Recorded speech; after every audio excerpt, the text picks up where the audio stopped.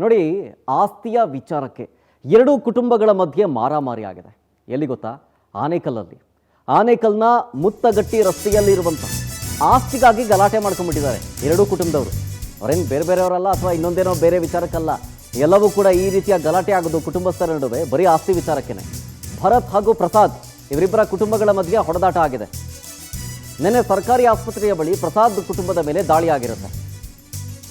ಆತನ ಬೈಕನ್ನು ಜಖಂಗೊಳಿಸಿ ಪ್ರಸಾದ್ ಮೈದನನ ಮೇಲೆ ಭರತ್ ಹಲ್ಲೆ ಮಾಡ್ತಾರೆ. ಪೊಲೀಸರು ಸ್ಥಳಕ್ಕೆ ಬರ್ತಾರೆ. ಭರತ್ನನ್ನ ವಶಕ್ಕೆ ಪಡೆದು ವಿಚಾರಣೆಯನ್ನ ಮಾಡಿದ್ದಾರೆ.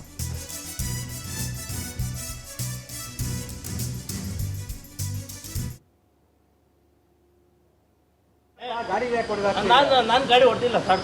ತಲೆಯನ್ನು ಇಂಜೂರಿ ಮಾಡಿರೋದು ನನಗೆ. ನೋಡಿ ಸ್ಟೇಷನ್ಗೆ ಬರ್ತಾ ಇಲ್ಲ ಸರ್. ಅವನು ಸ್ಟೇಷನ್ಗೆ ಬರ್ತಾ ಇಲ್ಲ. ನನಗೆ ನೋಡ್ರಿ ಸರ್ ಹೆಂಗ್ ಹೊಡೆದಿದ್ದಾರೆ. ನೋಡ್ರಿ ನನಗೆ ನೋಡ್ರಿ ಸರ್ ಹೆಂಗ್ ಹೊಡೆದಿದ್ದಾರೆ. ನಾನು ಎಲ್ಲಿ ಯಾರು ನೋಡ್ತೀವಿ ಸರ್? ಅವನೇನು ಸರ್ ನಮ್ ನೋಡಿಯಕ್ಕೆ? ಅವನ್ ಯಾರು ಸರ್ ನಮ್ ನೋಡ್ಯಕ್ಕೆ? ಸ್ಟೇಷನ್ ಕರೆದ್ರೇನು ಬರ್ತಾ ಇಲ್ಲ ಅವನು. ನಮ್ನ ಯಾರು ಸರ್ ಅವ್ರು ನೋಡ್ಯಕ್ಕೆ?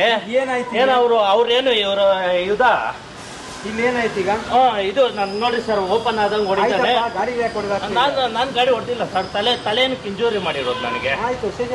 ನೋಡಿ ಸ್ಟೇಷನ್ಗೆ ಬರ್ತಾ ಇಲ್ಲ ಸರ್. ಅವನು ಸ್ಟೇಷನ್ಗೆ ಬರ್ತಾ ಇಲ್ಲ.